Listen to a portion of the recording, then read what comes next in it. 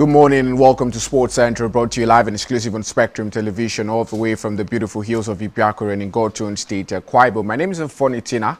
Quite excited to be back on your screens. It's a new week, fresh week of talking about sporting stories from the ever-exciting world of football to the speedlands of Formula One. We'll also look at the court of tennis, as we've got lots of updates from different sports in tennis. Yannick Sinner progressed in the Indian Wells. We'll also look at the women's category, where Mara Ducanu, after changing an 8th coach, she's still losing games in the Indian Wells. We'll talk about all of these and even more. We'll go to basketball, where we had games this morning. The Milwaukee Bucks had Giannis Antetokounmpo sitting out of a game, and they went on to lose that game. These and many more would form the crux of our conversation today on the show. Remember, we're still reeling from the aftermath of the International Women's Day, and this is us from Spectrum TV and Sports Central saying Happy Women's Day to every woman out there. Remember, you can follow us on all social media handles at Facebook at Spectrum TV Live. Follow us on TikTok as well, X-Flaming on this Twitter, and hit the follow button. We'll take just a quick breather, and when we're back, Sport Wrap-Up info.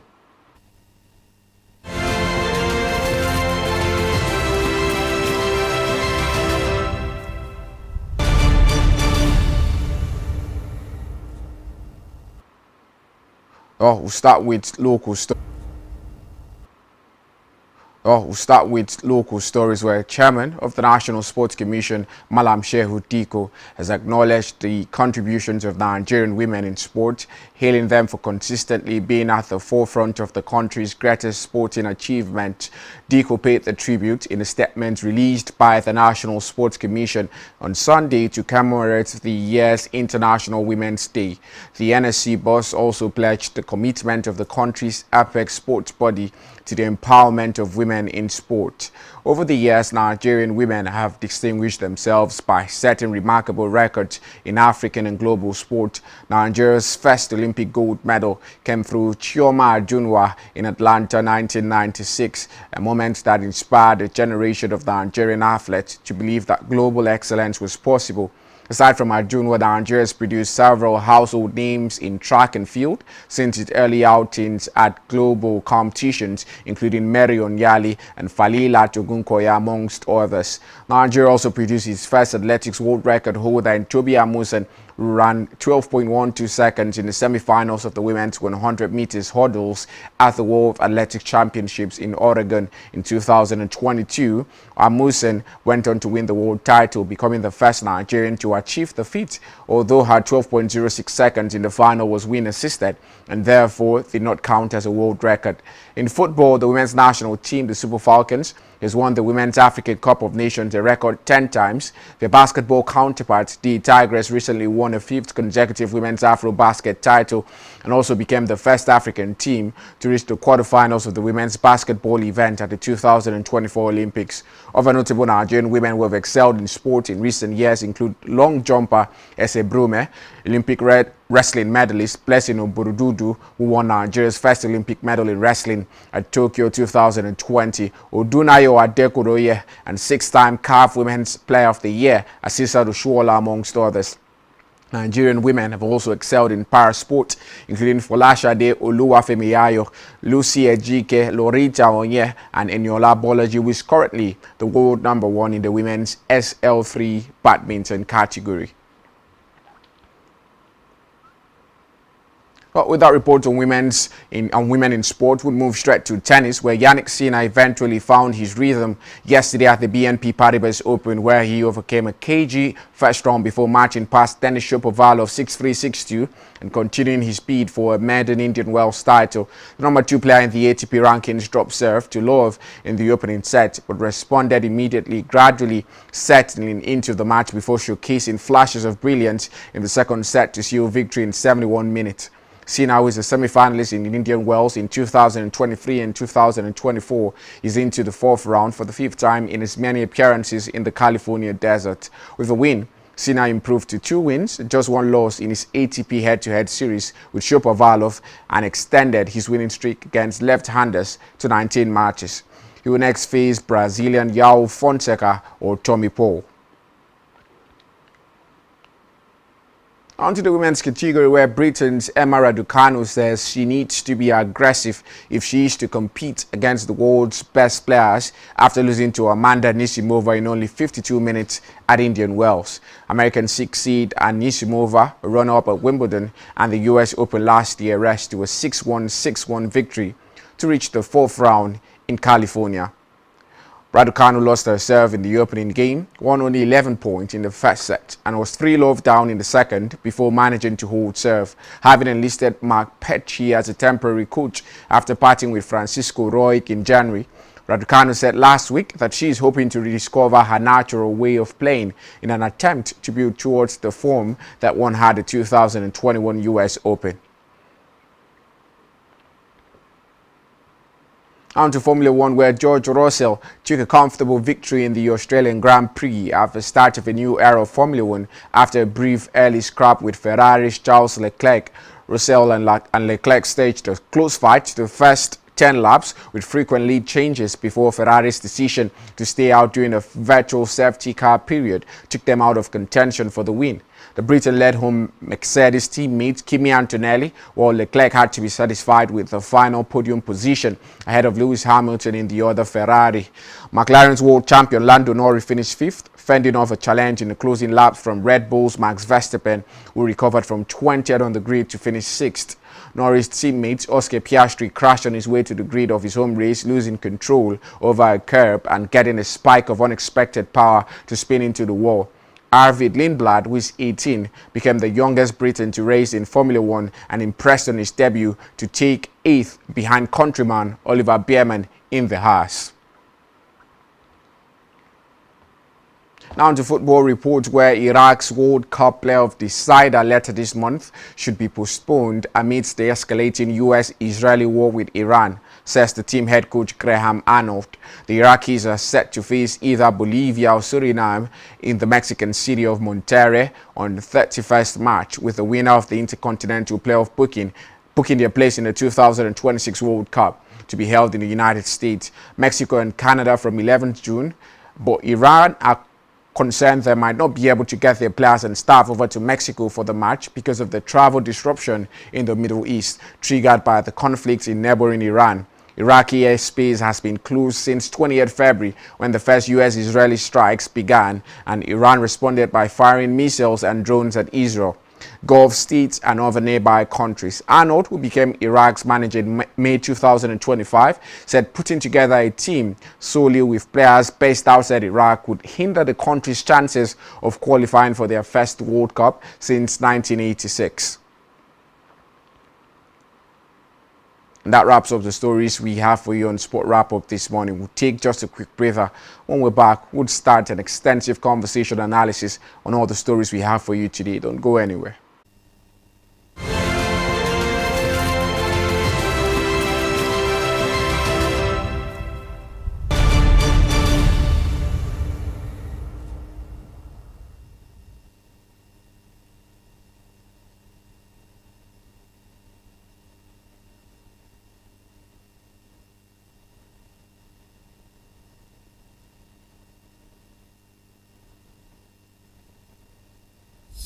The depth of knowledge, fun and entertainment.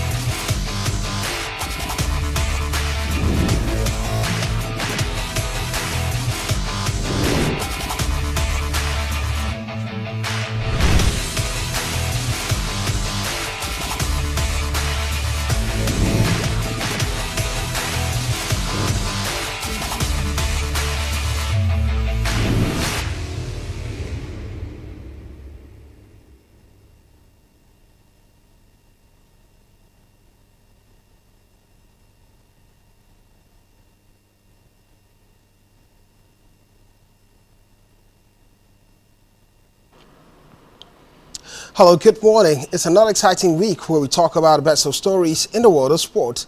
It is Sports Central, and my name is Vlad Nukem. On Sports Central this morning, everyone is keying in on the International Women's Day. Most importantly, I've had a conversation today with centered around performances of women in world sports, getting even further exciting. We've seen some staggering performances, some big names when it has to do with that. The guys in the studio also help us give perspective towards all of this. Which woman has really performed in recent times and solid women and what they've brought to the sport. Also, the big question would be the challenge of women in the sports. When you talk about women in sports, what are the challenges, what are the limitations, and what could we do even further to encourage more women to be part of the sports? It will be part of a conversation. We'll also touch a bit on the world of cricket, excitement that comes from the world of cricket as Nigeria host T20 International, and Uyi Akpata, the Federation's president, is saying, look, this would enhance Nigeria's global image. It will be part of a conversation as the boxers also that were camping 4 days in preparation to be selected. A trial towards the Commonwealth Games is done and dusted. 10 men boxers and 10 women boxers have been selected in readiness for the Commonwealth Games. Definitely, we would fail not to talk about the world of tennis. Indian Wells taking center stage, and soon we'll be looking at the Sunshine Doubles in Southern California. It makes all the difference. And similarly, Formula One. Well, the first race of the year, new champions, new winners would be one to discuss at the course of it. Can't fail not to talk about football stories and the Nigerian Premier Football League and on and all.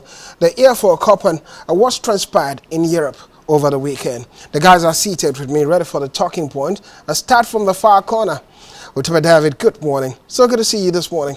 I'd like to return, Blyden. Of course, returning fresh of the weekend, filled with numerous, sporting actions.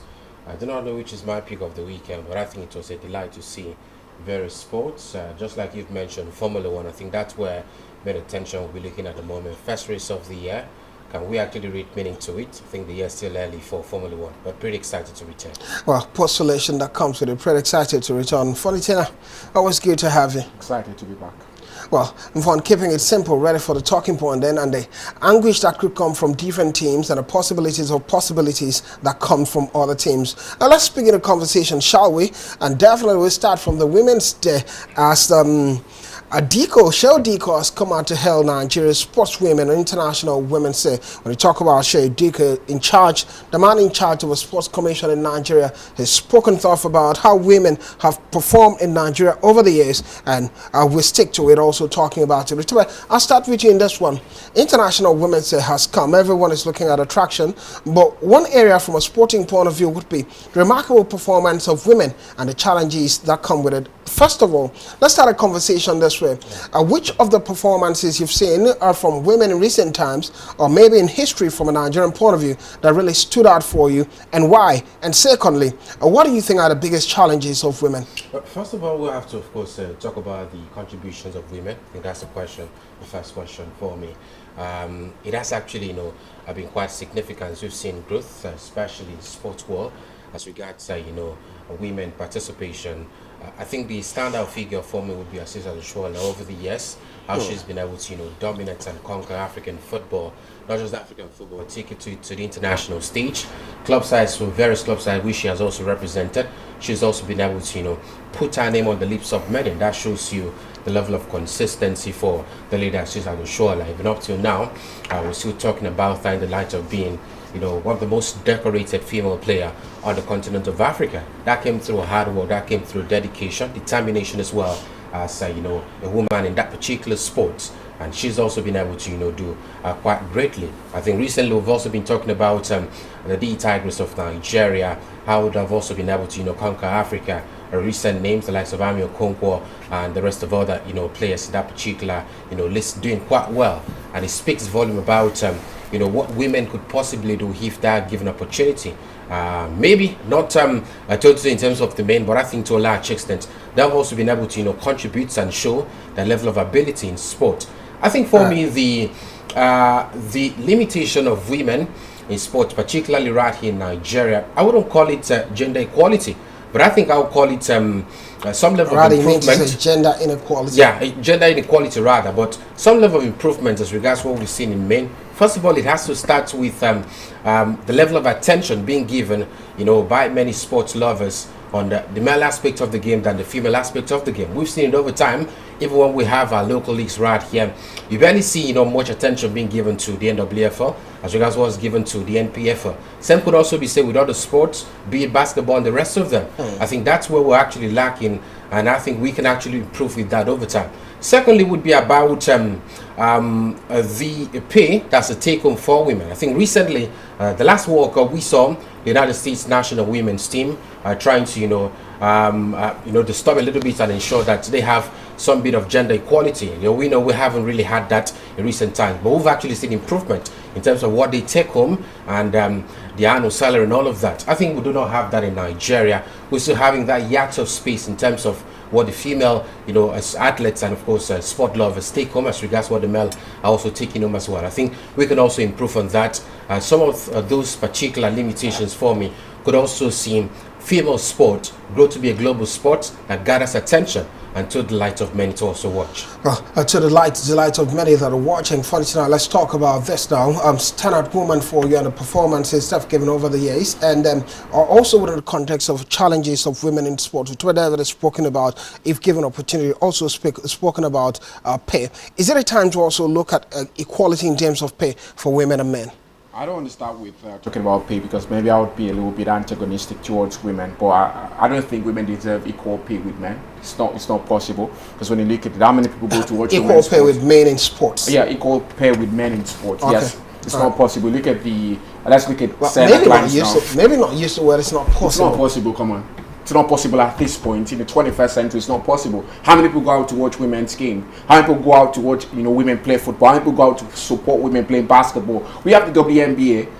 Apart from just a few stars, how many other stars can you come from WNBA? It's just it. The NBA is way more known. You cannot use the money that men in the NBA are making to pay the WNBA players. So it's not just right for me. I think we should talk about women trying to up their game a little bit. Yes, women have done a lot already. Talking about likes of Choma Ajunwa, she won the very first Olympics medal for Nigeria. Yeah, talking about Tobi Amusan, she also won the very first World Athletics Championship in Nigeria. So they've blazed the trail quite a few times. But I think when we want to talk about pay, we have to be pragmatic. We have to be realistic.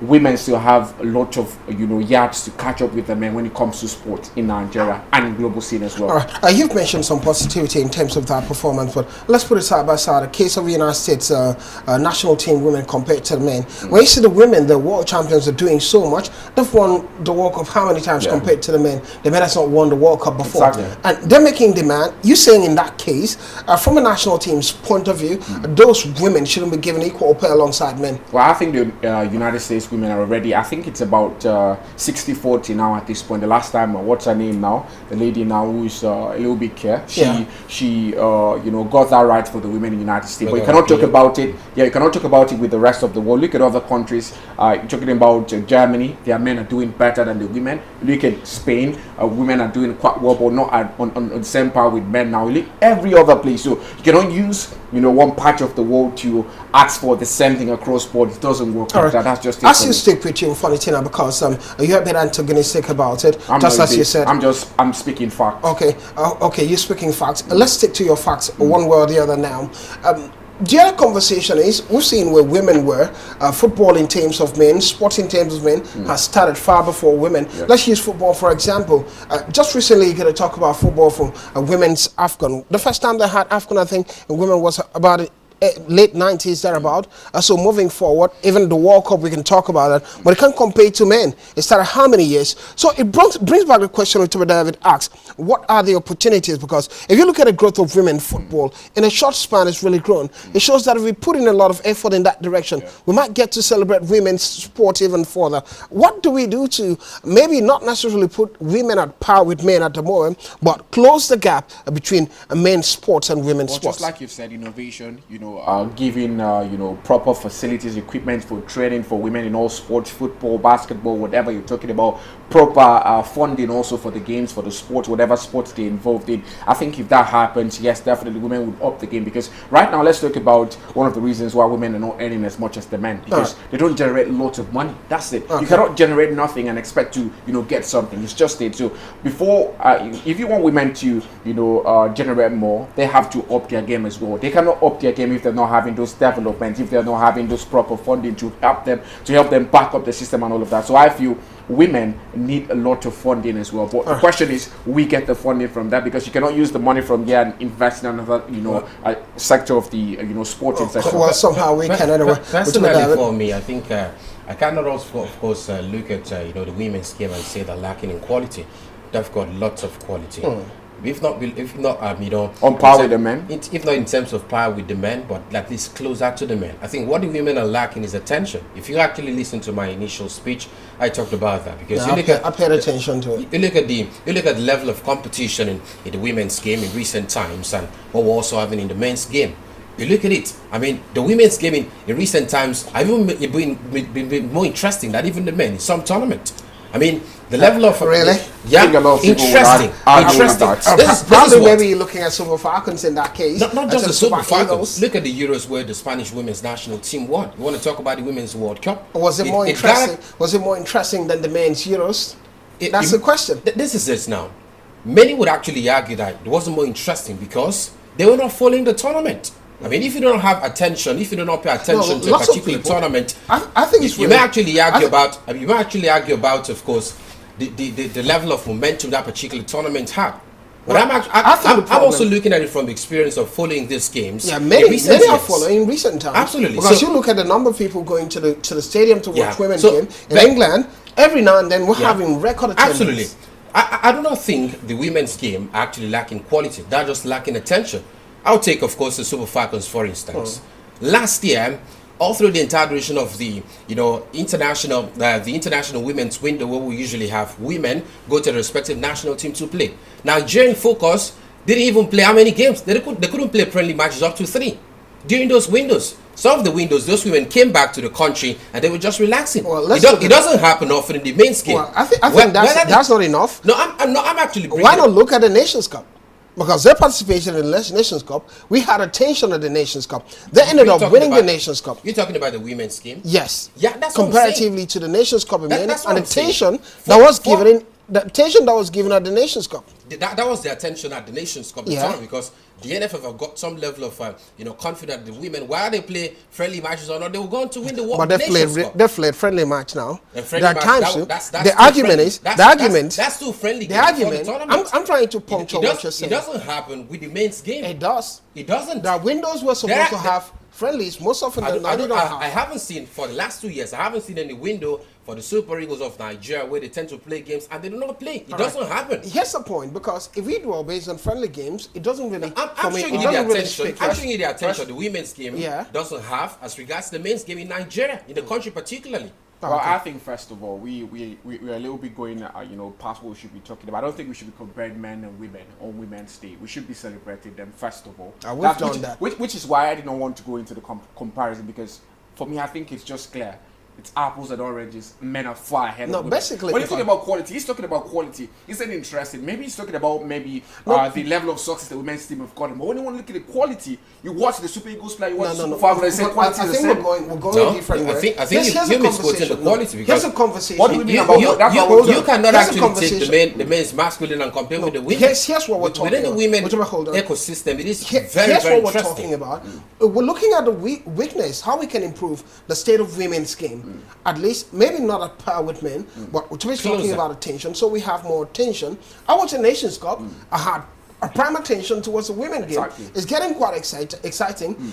I talked about Ellen. When you look at when it all started, a women's game. I remember in those days, they kicked the ball, the goalkeeper jumped to the side, the ball is inside the net. It's still happening. Hold on. It still happened. I watched the WAFCON. Yes. But you can't even talk about the improvement that's come with it, in terms of football in particular, within a short period of time, how it's grown. And we're not necessarily looking at we're saying, if the women's game grows this way, in a matter of, 2 decades thereabout, what happens if the women's game, more attention is given to it in a matter of 50 years? Because when you talk about a men's game, using football for example, we're talking about first World Cup was at when? Can't remember. Very early 90s thereabout, you want to talk about, you playing games, we had club football in men's football, like 18 something.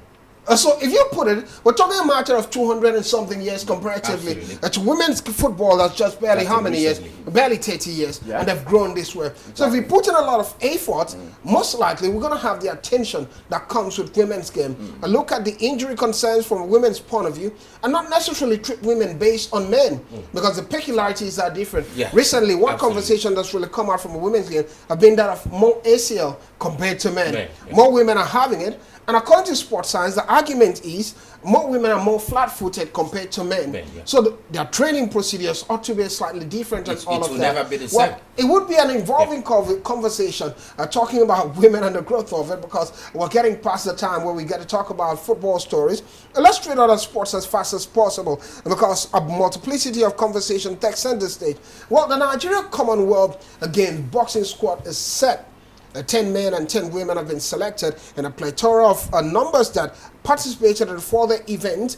128 boxers in total, 121 men and 27 games in 10 weight categories came for these trials, a 4-day tourney in that direction, and finally 10 have been selected, 10 men, 10 women. But interesting factor was a UK-based boxer and 2023 African Games gold medalist Patricia Mbata also being among the standout performances, and that'll be going to the Commonwealth, winning the 70 kg category. And we hear the likes of this would excite Anthony Joshua in that regard, because he made a video message towards her and possibilities of her winning. And quickly away from that, let's talk about Ugochukwu Ugochukwu, not the one we know. Ugochukwu has won a maiden Formula 3 race in Melbourne. Something exciting for many Nigerians. And funny thing, that look, I do not understand that look you're talking about. Recovering from an early setback to take the checkered flag ahead of Britain's Freddie Slater. Impressive performance in Melbourne. The man is even a full Nigerian yet. I like how Nigerians just British Nigerians. I like how Nigerians tend to be this thing of his father is Italian, his mother is from here, so it doesn't matter. You're Ugochukwu. It's Nigerian. That's a Nigerian man. English name. It's always funny how we tend to sport out this talent. You just keep an eye on both of this talent that are not really fully Nigerian, but good to see him doing well. The Nigerian names out there. You just stayed somewhere and they told you Ugochukwu. Where do you think it comes from? Definitely Nigeria. It's good to see him. Whether he's visited the country or not. Well, I'm asking, the man is just 18 years of age. Yes, so when you look at it, it's very exciting. I want to see how he can, improve from Formula 3. Just 6 months ago, he was in Formula 4, the British F4. So now you see that steady improvement. Very soon we can start seeing this man in Formula 1, and that's a Nigerian name right there. Well, and that's what I'm talking about. It's just like saying funny tenor, and everyone says some funny tenor is British. Slovenian. And that's Nigeria. No matter how I want to talk about it. It reminds me of the boxer now. What's her name now? It sounds like Itina. Italma? Italma, yes. Italma. It seemed like your cousin. Anyway, hosting women's T20 International has elevated Nigeria's global status. Uya Pata, the Cricket Federation president, has said, well, we won't dwell on it, but the tournament would take place, I think, March 31st, thereabout, and it would be about 5 nations featuring a host Nigeria, Ghana, Rwanda, Sierra Leone, South Africa, under 19 women featuring. That's why I had the concern. So Nigeria, Ghana, Rwanda, Sierra Leone would feature, and then they introduce South Africa, not the national team. It shows South Africa far above. Absolutely. So the under 19 should come in and try out stuff here. Well, quickly, I don't know, guys, how we're going to do it, but I'll just run through it. In the world of Formula 1, maybe we close with Formula 1. I'll give a breakdown to what happened in the world of tennis and in the world of basketball. Well, let's talk about Russell winning the first race of a new Formula 1 era in Australia. Which we'll start with you in this one. And we've seen the perspective now, the changes that's taking place in Formula 1. We spoke about it. It seemed like it's favoring Mercedes. The first race of the year, Mercedes doing quite well. Number 1, number 2. Well, congratulations to George Russell, first of all. I think it's quite a good start for him for the Australian Grand Prix. Just like I said during my intro, will I actually read meaning to this particular win? I do not think so, because if you also look at the Mercedes team, I think before the start of this particular Grand Prix, there are also concerns about his fellow driver, down to the new changes we're actually having cars across different cars. So I think particularly for me, it's just a great start towards life for, Team Mercedes and George Russell. You never can tell what gets to happen in the next Grand Prix and what gets to happen in the next. It's more like a marathon, so complexities can change. You may see changes in the table, the championship table, and all of that. But a good start for George Russell from here. This is the only Formula One racer this season that's not questioned the new rules. You don't wonder why he's winning. Yeah.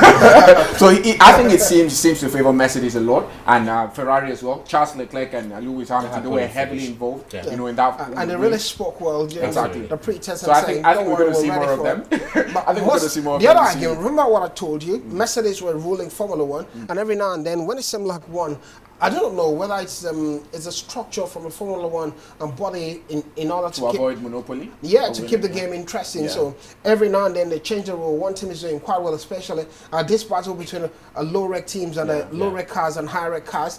So Mercedes were quite dominating, and they now changed certain rules. It favored the high-rec cars, and we had the Red Bulls blazing all through, and Mercedes struggling. McLaren as well. And now it seems like it's back at it now. And the likes of Ferrari, the Ferrari doing action also packed event, and the sort of silver arrows make a one-stop strategy work in their favor. In the coming days, we're going to give details about how the new changes and the rules are favoring some of these teams and what gets to happen even further. It could be the season for Mercedes and Ferrari to even more further. But in tennis, it was Indian Wells, Yannick Sinner settling in, and Stimis Shapovalov in Indian Wells beating Shapovalov 6-3, a 6-2 victory. While dominant Fonseca also upsets 23rd seed Tommy Paul. So Fonseca gets to face Yannick Sinner next. Francis Tiafoe defeated Flavio Koboli, and Alexander Zverev outlasted Nakashima in a 3-set thriller. And we're talking about it in the women's game. Marina Sabalenka handling Kristen and Fessi Osaka next in Indian Wells. And similarly, Ella was through to the 4th round as Kokugaev retired with left arm injury. We won't talk about Emma Raducanu even in this one because she's been beaten black and blue head from the sports wrap-up in that. The likes of Boko also doing quite well, and Isomova also beating Emma Raducanu in that regard. The D-Tigers unveil final 2026 FIBA World Cup qualifying squad. We'll talk about details of it tomorrow.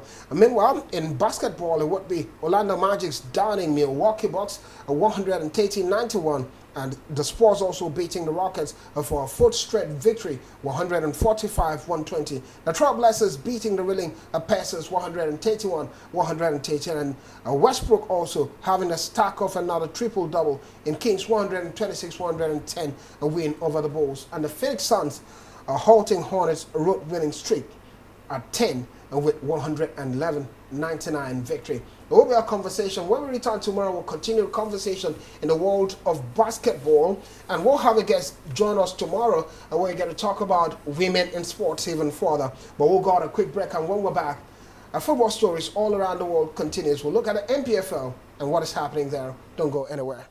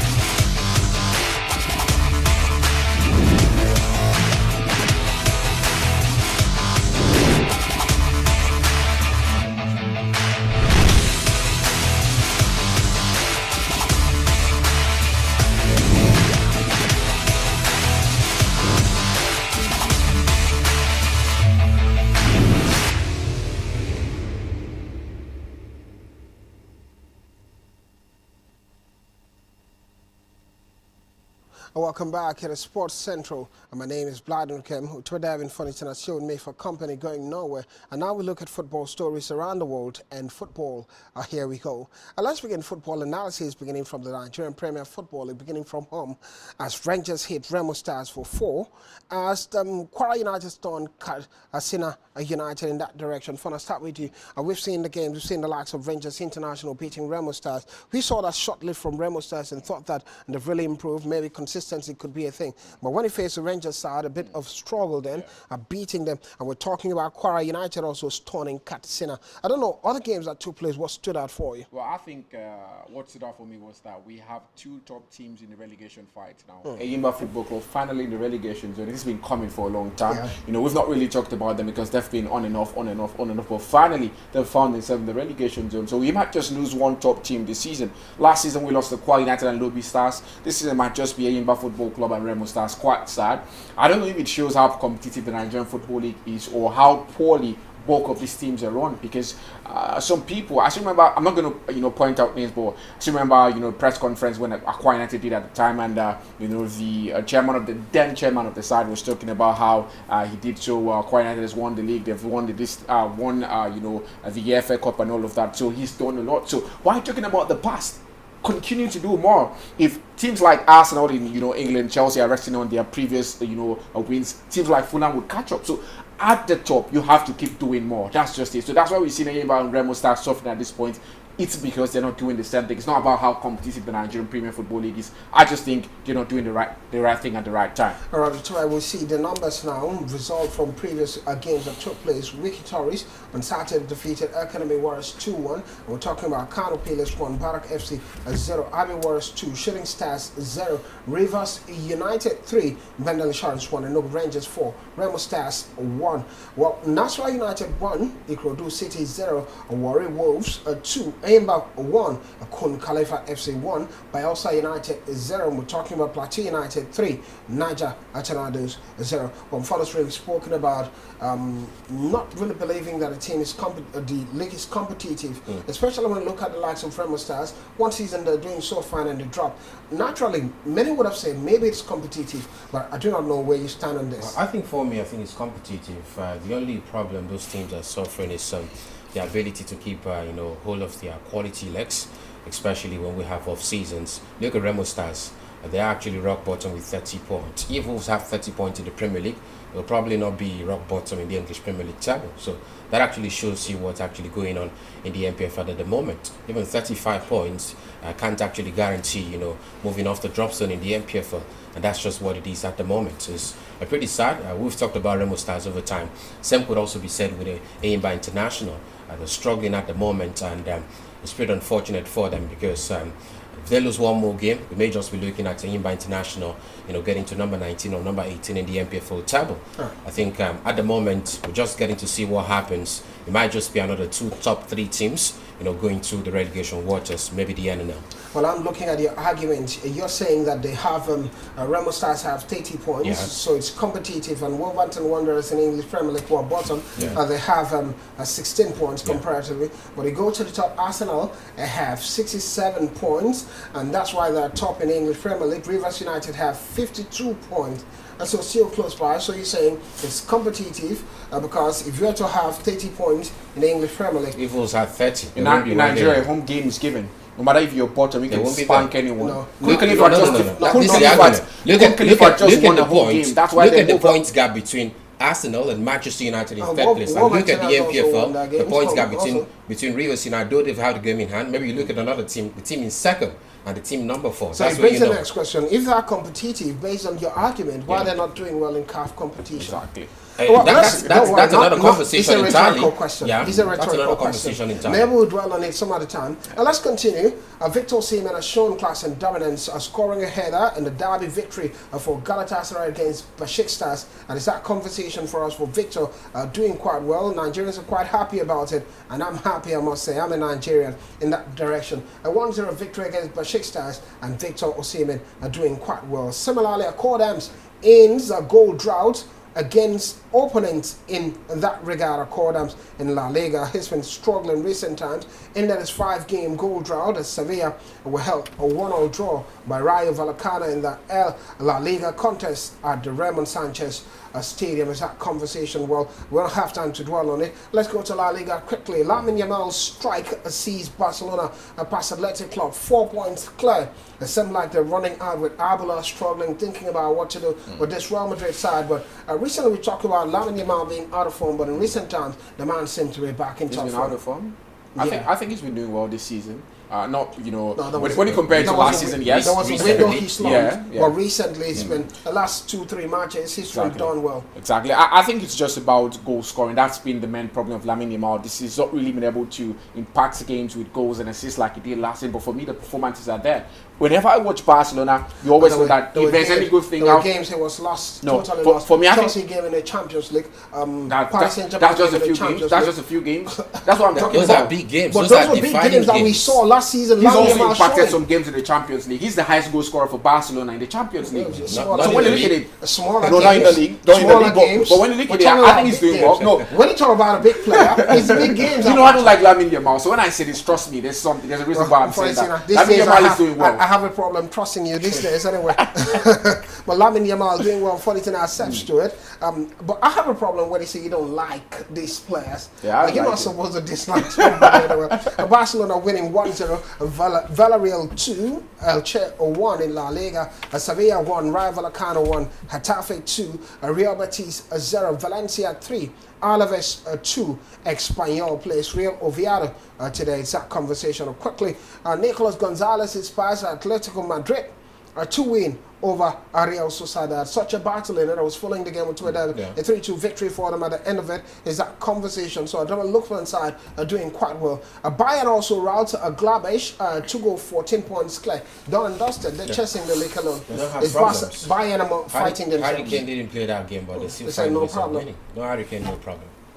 No Hurricane, no problem. AC Milan, we're talking about it. A completed first derby double in 15 years. Too close on Inter. Well, Inter still topping the table. 7 points separating Inter Milan. That's still very it's small. something. We still have the season. You lose two games. You lose 2 games, it's nothing. You think Inter will lose 2? Well, let's If they could lose this one, it's it was a possible. good win. It's a for derby them. game, don't forget. It's a derby game, and this is the first time AC Milan are beating Inter home away in how many years? So I think it's 15 years good. it is. Yeah, it's good for AC Milan, but I think Inter Milan at the moment it doesn't actually stop their momentum. They still want to go on as much as the challenge for AC Milan, according to argument and the things I've seen, because I was listening to some interview with Luka Modric, he's done quite well with them, is the smaller games. The big games are having the answers, but the smaller games win you titles. I think they let too many players go. I watched that AC Milan side. I don't see quality apart from Rafael Leo. Talk about Modric is 37. Well, but he's played better than the rest that were playing in that middle. He doesn't even start all the games. He doesn't start all the games. He started this game, a geek game. Apart from AC Milan fans are quite happy. Modric, he said, played better. That's what I'm saying. Tijani Reinders actually left it to Manchester I think City. they need to beg Samuel Chukwueze to come back to that team because he's doing so well for Fulham, impacting games. He doesn't need to score. I'm talking about creating those distractions. Where is he going to play? Christian Pulisic has been scoring They goals don't this season. They don't play wingers this season. He's been scoring goals this Massimiliano season. Allegri is playing 3-5-2. So you just mentioned Rafael Leo. He's a winger too. He plays as a number 9 now under Allegri. That's Probably what I'm the talking man about. doesn't need wingers. Yeah. Because he's got a winger. Which is why they're not doing so well. A top winger that was, no, they're doing well, no matter how you want to look at it. You said they're second. You said they're second, but second is not too bad. Come on. Second is not too the bad. abilities to break down defense against all those low block teams. It doesn't happen. You need wingers to do that. United are beating.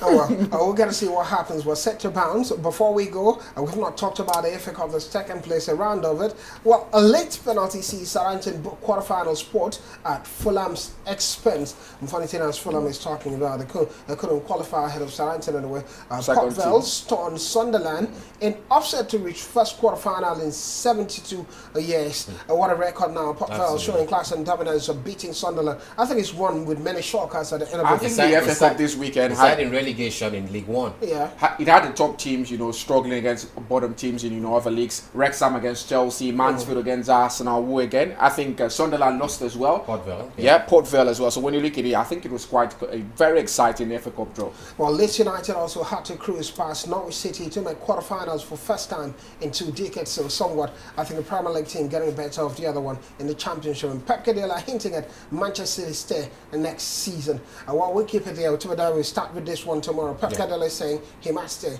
I think it's looking better for him. He wants to stay. He says his team will gel next season. His signings is done this season. So in other words, the reason he wanted to go was that they weren't playing so well. Not No, he has never said he wanted to go. No, he mentioned that he just his said I might because every press conference he keeps getting asked that question by journalists. He's tired of it. When you look at his face when he gets asked this question, say he won't go. Pep will not inform you when he's going. Why is Pep saying he might? Yeah. Every time he gets to see that, and it's coming at a time where they're playing badly. Yeah. Why didn't he say he might leave when they're playing good?